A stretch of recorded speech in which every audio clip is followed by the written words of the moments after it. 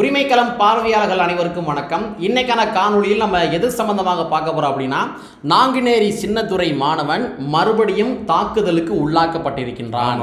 ஏற்கனவே சாதி வெறி பிடித்த மாணவர்களின் மூலமாக நீங்கெல்லாம் எப்படா படிக்கலாம் அப்படின்னு சொல்லி வீடு புகுந்து வெட்டிய சம்பவங்கள்லாம் நமக்கு தெரியும். அதுக்கு பின்பாக நாங்குநேரியிலிருந்து அந்த பையன் எங்கே போகிறான், திருநெல்வேலியில் குடிபெயர்ந்து இப்போ கல்லூரி படிக்கின்ற ஒரு மாணவனாக இருக்கிறான். மறுபடியும் அந்த நாங்குநேரி சின்னத்துரையை தாக்குதல் நடத்தி இருக்கிறாங்க. ஸோ இதன் மூலமாக பல்வேறு வகையான வதந்திகளும் பல்வேறு வகையான குழப்பங்களும் பல்வேறு வகையான உண்மைகளுக்கு இருட்டடிப்பு செய்யும் வேலைகளையும் இந்த சமூக வலைத்தளங்களில் சில நபர்கள் திட்டமிட்டு செஞ்சுக்கிட்டு இருக்கிறாங்க. என்ன செஞ்சாங்களோ அந்த ஃப்ரேமிங் பாலிடிக்ஸ் ஓடி இருக்குது.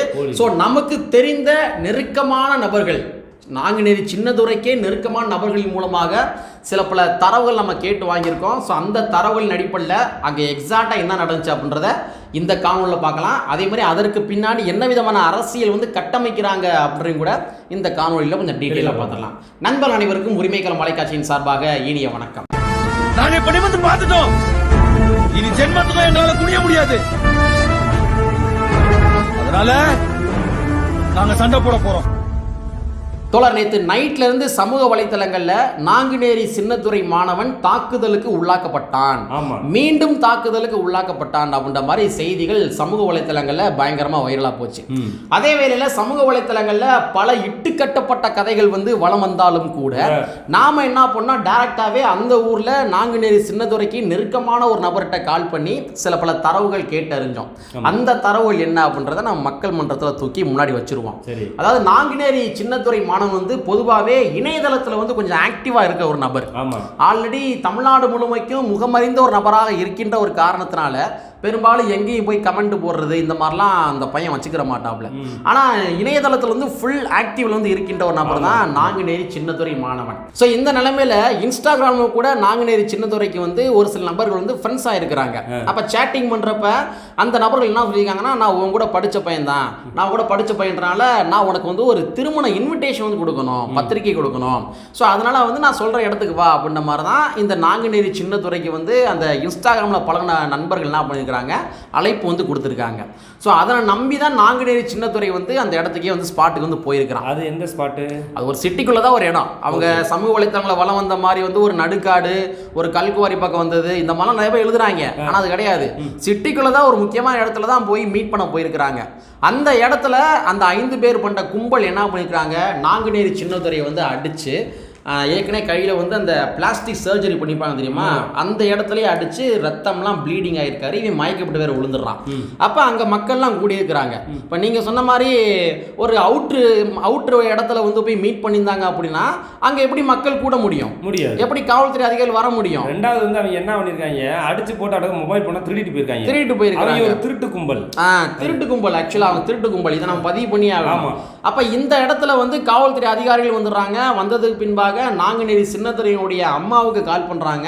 கால் பண்ணி, அம்மா இந்த மாதிரி உங்க பையன் அடிச்சிட்டாங்க, நீங்க வாங்கன்னு சொல்லி அழைப்பு கொடுக்குறாங்க. அவங்க அம்மாவும் அவங்களுடைய தங்கையும் கூட என்ன பண்றாங்க, ஆட்டோல வந்துடுறாங்க. இந்த பையனையும் ஆம்புலன்ஸ் அனுப்பிடுறாங்க. போய் ஹாஸ்பிட்டலில் போய் அட்மிட் ஆயிடுறாங்க. அங்க அட்மிட் ஆனதுக்கு பின்பாக என்ன பண்றாங்க, ஸ்கேன்லாம் எடுத்து பார்க்கறாங்க. ஸ்கேன் எடுத்து பார்த்ததுல அந்த தம்பிக்கு எந்த ப்ராப்ளம் இல்லை அப்படின்ற மாதிரி உறுதிப்படுத்திடுறாங்க. ஸோ இதுதான் நடந்த ஒரு விடயம். இந்த விடயத்தை தான் நாங்குநேரி சின்னத்துரையும் கூட காவல்துறையிட்ட சொல்லியிருக்கிறாப்புல. இன்னொரு விடயம் என்ன அப்படின்னா, இந்த மாதிரி தகவலை சொல்றாரு இல்லையா, இதே தகவலை தான் காவல்துறை அதிகாரிகளும் கூட இன்னைக்கு காலையில உறுதிப்படுத்தி அபிஷியலா செய்திகள் வெளியிட்டு இருக்கிறாங்க. இப்படிதான் நடந்தது. நெல்லை காவல் ஆணையர் அவர்கள் இந்த மாதிரி செய்தியை அவர் அபிஷியலா சொல்லியிருக்கிறாரு. இதெல்லாம் நடந்தது காவல் ஆணையரே இன்னைக்கு சொல்லிட்டாங்க. ஆனா நேத்து செருப்புலேயே அடிக்க சில ஊடக நண்பர்கள், அந்த இணையதள கைக்கூலிகள் ஒரு தம்பியை ஒரு தப்பா ஃப்ரேமிங் பண்ணக்கூடிய ஒரு மோசமான ஊடகங்கள் இன்னைக்கு இருக்கிறாங்க இல்லையா.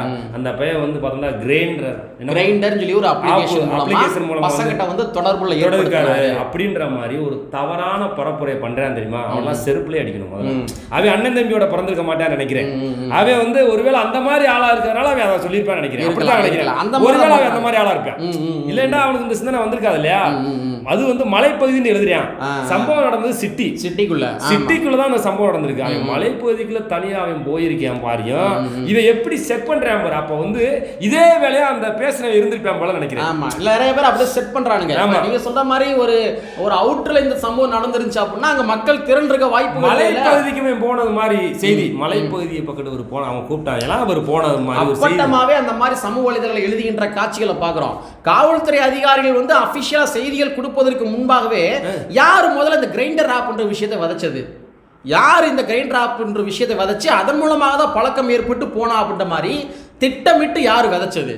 அப்ப இதுக்கு மிகப்பெரிய அரசியல் வந்து அந்த அஜெண்டா யார் உருவாக்குறா? இந்த ஃப்ரேமிங் பாலிடிக்ஸ் வந்து வேங்கை வயல எப்படி வந்து ஃப்ரேமிங் பாலிடிக்ஸ் பண்ணாங்களோ, எப்படி வந்து அந்த மக்களே குற்றவாளியா மாத்தினாங்களோ, அதே வந்து ஏன் சின்னத்துறை விஷயத்திலே இன்னைக்கு வந்து நுழைய ஆரம்பிச்சிருக்கு. ஒரு வழக்குகளுடைய வீரியங்கள் வந்து அதிகரிக்கும் பொழுது இவங்க திட்டமிட்டு அந்த வழக்கு சார்ந்த நபர்கள் இருப்பாங்க தெரியுமா, அவங்களே ஒரு தவறானவர்கள் அப்படின்ற மாதிரி திட்டமிட்டு தொடர்ச்சியாக ஃப்ரேமிங் பண்றாங்க. ஆல்ரெடி ஒரு வழக்கு இருக்கு, மாணவர்கள் மீது வழக்கு இருக்கு, ஒரு அடிச்ச வழக்கு. அந்த வழக்கை திசை திருப்புவதற்கு இந்த பையனா அப்படித்தான் இருப்பான் அப்படிங்கிற மாதிரி ஈர்த்து போக வைப்பதற்காக அந்த வழக்கை இப்ப வேங்கவேல் விவகாரத்திலே அதான தொழுது நடந்துச்சு. வேங்கவேல் விவகாரத்துல வந்து ஒட்டுமொத்தமா எல்லாருமே அரசாங்கத்தை நோக்கி நீதிகள் கேட்டுக்கிட்டு இருக்காங்க. அப்ப இந்த எதிர்ப்போட வீரியத்தை நம்ம எப்படி குறைக்கலாம் அப்படின்ற மாதிரி யோசித்த பொழுது இவங்க கம்ப்ளைண்ட் கொடுத்தவங்களே குற்றவாளிகள், பாதிக்கப்பட்டவங்களே குற்றவாளின்னு சொல்லிட்டோம் அப்படின்னா எவன் கேட்க போறான்? இயல்பாகவே வந்து சாதி உணர்வு இருக்கும் தெரியுமா அந்த சாதியவாதிகளுக்கு. அவன் என்னதான் பெரியாரியம் பேசுவான், அவன் என்னதான் வந்து மார்க்சியம் பேசுவான், அவன் என்னதான் வந்து அம்பேத்கரியம் பேசுவான், யாராக இருந்தாலும் சரி அவன்கிட்ட இயல்பாகவே சாதி உணர்வு இருக்கும் தெரியுமா. அந்த சாதிய உணர்வுக்கு தீனி போடும் விதமாகத்தான் வேங்கை விவகாரத்துல இவங்களே குற்றவாளி, இவங்க தான் செஞ்சாங்க அப்படின்ற மாதிரி அந்த சாதி உணர்வு தீனி போட்டு எல்லாத்தையுமே சாதி ரீதியாக வேங்கவியல் மக்களை பேச வச்சானுங்க. இப்ப அவன் தப்பா ஒரு ஃப்ரேமிங் பண்ணி ஒரு ஆப்ல இந்த மாதிரி வந்து ஒரு கிரைண்டர் ஆப் மூலமா வந்து கே செக்ஸ் அப்படின்னு சொல்லக்கூடியதுல அந்த பையன் இருக்கிற மாதிரி ஒரு பிரேம் பண்ணான். ஆனா காவல்துறை ஆணையர் என்ன பண்ணிட்டாரு, இன்ஸ்டாகிராம் மூலமா நண்பர்களா இருக்காங்க, படிச்சவர்களா இருந்திருக்காங்க, இது வந்து சிட்டிக்கு நடந்த சம்பவம் அப்படின்னு வந்து உடைச்சு விட்டாங்க. ஆனா எனக்கு ரொம்ப ஆச்சரியமா எவன் முதல் கிரைண்டர் ஆப்னு சொல்லி பரப்பி விட்டுது. இது வந்து இதனுடைய அஜெண்டா என்ன, இது இங்க என்ன நடக்குது? அதான் வந்து அண்ணன் திரு ரவிக்குமார் அவர்கள் வந்து ஒரு அருமையா இன்னைக்கு வந்து எல்லா செய்தியும் பார்த்தா ரவிக்குமார் ஒரு அரசை பார்த்து ஒரு கேள்வி இருக்கு. அரசை பார்த்துன்றத விட வந்து சனாதனத்தை நீங்க வீழ்த்தி வெற்றி பெறீங்க, ஆனா சாதியவாதத்தை நீங்க தோத்து போறீங்கன்ற விஷயத்த வந்து ஒரு நாடாளுமன்ற உறுப்பினர் வந்து இன்னைக்கு பதிவு செய்திருக்கிறார். ஆமா ஆமா, இது சாதாரண விஷயம் எடுத்து. பட் எனக்கு அதுலயே ஒரு மாற்று கருத்து இருக்குது. பாஜகவுடைய நிர்வாகம் இருக்கு தெரியுமா, அந்த நிர்வாகத்துக்கு எதிராக தான் அவங்க வெற்றி பெறாங்க. சனாதனத்துக்கு எதிராக வெற்றி பெறல. சனாதனத்துக்கு எதிராக வெற்றி பெறுவதாக இருந்தா இன்னைக்கு அமைச்சர் பெருமக்கள் போய் ரெட்டி மாநாடுல கலந்துக்கிறாங்க, செட்டி மாநாடுல கலந்துக்கிறாங்க, நாயுடு சங்கத்துல கலந்துக்கிறாங்க, இசைவேளாளர்களுடைய நிகழ்ச்சியில போய் கலந்துக்கிறாங்க. எப்படி கலந்துக்கிற முடியும்? இல்ல நீங்க சொல்ற இன்னொரு பாயிண்ட் எனக்கு புரியுது. சனாதனத்துல வெற்றி வர முடியாது, சனாதனத்தை வெற்றி வர்றாங்கடா சாதியை ஒழிச்சா தானே சனாதனத்தை வெற்றி வர முடியும். ஆமா, இங்க சாதி இருக்குதுல, அதத்தான் சொல்றேன் தோழர். இன்னைக்கு வந்து ரவிக்குமார்னே சொன்னதுலயே எனக்கு முரண்பாடுகள் இருக்குன்னு சொல்றேன். ஆமா, ஏன் சாதி ஒழிச்சா தானே, சாதின்றதே சனாதனம் தானே. அப்ப சாதித்துல தோத்தது ஒண்ணு, சனாதனத்துல தோத்தது ஒண்ணு தானே. ரெட்டி மாநாடுல போய் கலந்துக்கிறாங்க, செட்டி மாநாடுல போய் கலந்துக்கிறாங்க, இசைவேளாளருடைய சங்கத்துல போய் கலந்துக்கிறாங்க. நாமெல்லாம் வந்து வள்ளி கும்மி வந்து ஜாதிய கும்மின்னு சொல்லிக்கிறோம். நாம சொன்னோம், பெரியாரிஸ்டர்கள் சொன்னாங்க. ஆனா இன்னைக்கு நம்ம முதலமைச்சர் அவர்களே அந்த சாதிய வள்ளி கும்மியை ஊக்குவிக்கும் விதமாக அந்த நிகழ்ச்சி போய் கலந்துக்கிறாரு. ஆமா, சத்தியம் கூட வாங்கினாங்க. அப்ப இது என்ன ஆகுதுன்னா, அவங்க வந்து நிர்வாகம் ரீதியாக வந்து பாஜக வெற்றி பெறாங்க. இப்ப வந்து துணைவேந்தர் பதவிகளை வந்து நியமிக்கின்ற அதிகாரம் அந்த அதிகார ரீதியா வெற்றி பெறாங்க. ஆனா சனாதனம் என்று வருகின்ற பொழுது அந்த சனாதன எதிர்ப்புல தோல்வி அடைகிறாங்க. நம்ம இவர் அமைச்சர் சேகர்பாபு என்ன பண்றாரு, ஊரா போய் சனாதனத்தை பரப்புறதான வேலையை வச்சிருக்காரு. கேட்டா அறநிலைத்துறை சார்பாக நடத்தணும்னு சொல்லுவாங்க, ஆனா ஊரா சனாதனத்தை பரப்புறதான வேலையை வச்சிருக்காங்க. அதை கூட அண்ணன் திரும்ப வந்து ஒரு கோரிக்கை வச்சாரு, நீ ஏன் வந்து அறநிலைத்துறை வச்சிருக்க, சைவ அறநிலைத்துறை வைணவ அறநிலைத்துறை வைக்கணும், ஏன் இந்து அறநிலைத்துறை வைக்கிற? இங்க வந்து தமிழ்நாட்டை பொறுத்த வரைக்கும் சைவம் வைணவம் தானே, சைவ கோயில் வைணவ கோயில் தனித்தனி துறையா உருவாக்க வேண்டியதானே. அது மட்டும் கூடாது, இந்து அழிஞ்சிருமா அப்ப மட்டும். அதான் இப்ப நம்ம கொஞ்சம் டைவர்ஷன் ஆகி போயிட்டோம். இல்ல உண்மை என்ன அப்படின்னா, என்னன்னா, அதாவது ரொம்ப நுட்பமா பார்க்க வேண்டிய தேவைகள் இருக்குது.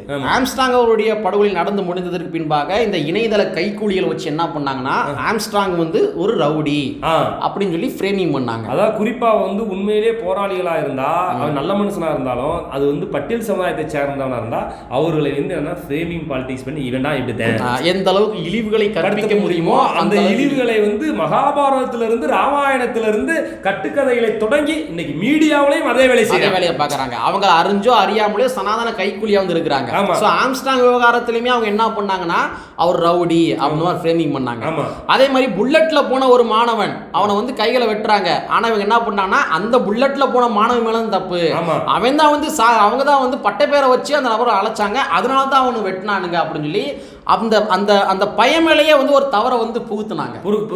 அதே மாதிரி ஒருத்தர் இறந்து போறான், ஒரு மாணவன் இறந்து போறான், எறும்பு கடித்து இறந்திருக்க கூடும் அப்படின்ற மாதிரி சொல்றாங்க.